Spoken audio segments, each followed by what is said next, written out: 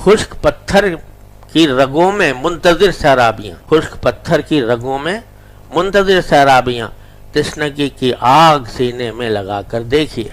اگر تشنگی کی آگ سینے میں لگی ہوئی ہو تو پتھروں سے بھی پانی ابل جاتا ہے. انما الحجارۃ لما یشقق منہ الماء. تو اصل طلب کی بڑی اللہ تبارک و تعالیٰ نے قیمت رکھی ہے.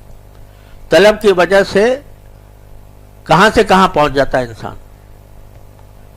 حدیث میں ایک واقعہ آتا ہے کہ ایک صاحب تھے، بنی اسرائیل کا ذکر ہے. تو وہ بہت ہی اللہ بچائے گناہوں میں ملوث، لت پت، یہاں تک کہ انہوں نے 99 آدمی قتل کر دیے تھے.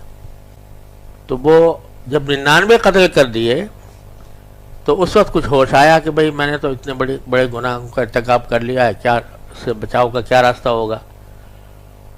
تو وہ کسی یہودی راہب کے پاس چلے گئے. اس سے کہا جی میں تو بڑا پریشان ہوں، 99 قتل کر چکا ہوں،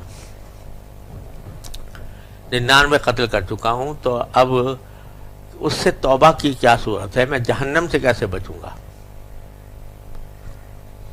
تو اس نے سیدھا سادہ جواب دے دیا، فقیہانہ، مفتیانہ، کہ بھائی یہ تو حقوق العباد کا معاملہ ہے، 99 قتل کر چکا ہے تو اللہ تعالیٰ جب تک معاف نہ کرے گا وہ بندہ جس کو قتل کیا ہے یا اس کے اولیاء، اس وقت تک تو تیری معافی کا کوئی راستہ نہیں،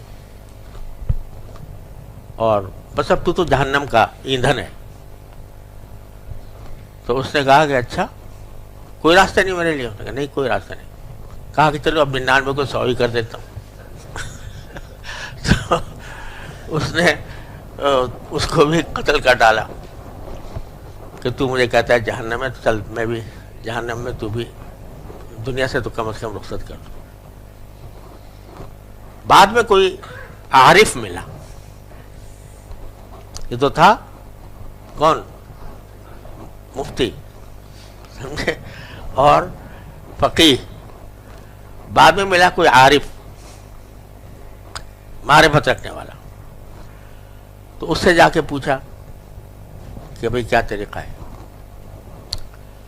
تو اس نے کہا بھائی تو ایسا کر کہ اب اپنی زندگی کو وقف کر دے عبادت کے لیے، اور اللہ تعالیٰ سے توبہ کر، اور توبہ کرنے میں یہ بھی دعا مانگ کہ یا اللہ جن بندوں کا میں نے حق تلف کیا ہے ان کو مجھ سے راضی کر دے.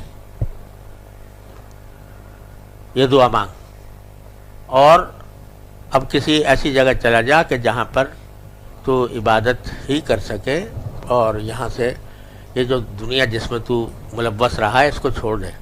تو بیت المقدس چلا جا. تو وہ بیت المقدس روانہ ہوا. اس ارادے سے یہ طلب لے کر روانہ ہوا کہ وہاں جا کر میں اللہ کی طرف رجوع کروں گا، توبہ کروں گا، استغفار کروں گا، اور اپنی زندگی کو وہاں جا کے درست بناؤں گا. اس نیت سے گیا. راستے میں انتقال ہو گیا. ابھی پہنچا نہیں تھا، راستے میں انتقال ہو گیا. تو اللہ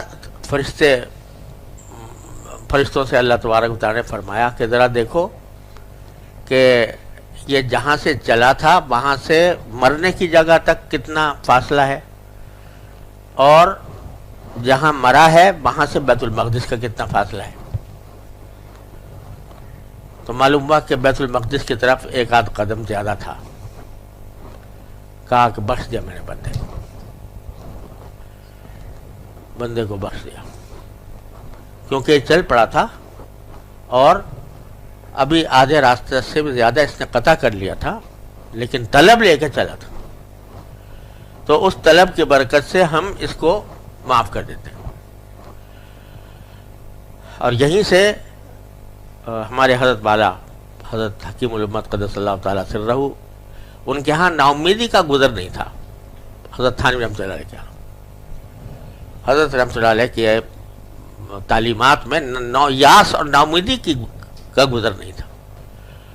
کیسا ہی آدمی ہو اس کو کچھ نہ کچھ ایسا نسخہ بتا دیتے تھے کہ جس سے کم از کم وہ موجودہ حالت سے نکل جائے اور کچھ اللہ تعالیٰ کے قریب پہنچ جائے، کچھ جہنم سے نکل جائے، جنت کی طرف چلا جائے۔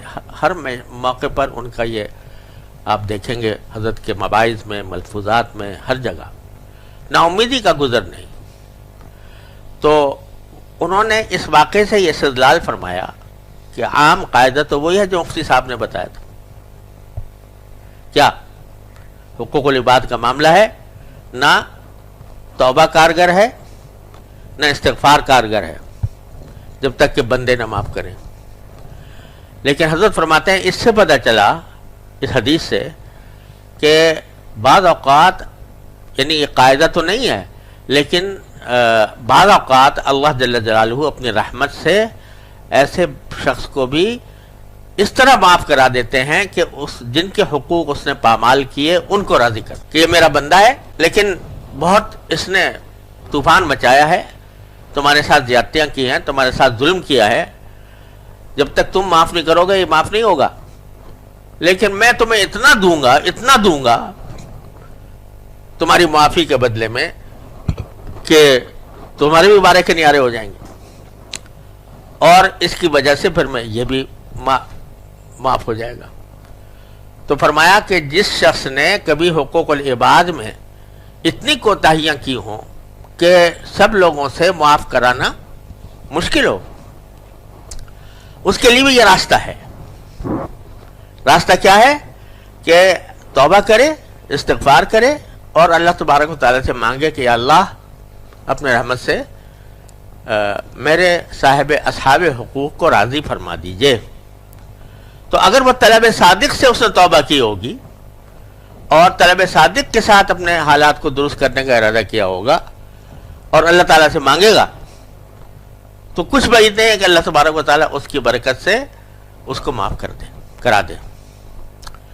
تو یہ یعنی بظاہر تو بالکل آگے دروازہ بند نظر آتا ہے نا کہ بھئی حقوق العباد پامال کیے ہیں، بغیر ان کے راضی کیے ہوئے، ان کو سے معاف کرائے ہوئے آگے کوئی راستہ نہیں ہے، راستہ بند۔ لیکن حضرت فرماتے ہیں کہ کم از کم یہ کر لے تو کچھ بعید نہیں ہے کہ اللہ تبارک و تعالیٰ اس کو معاف فرما دے۔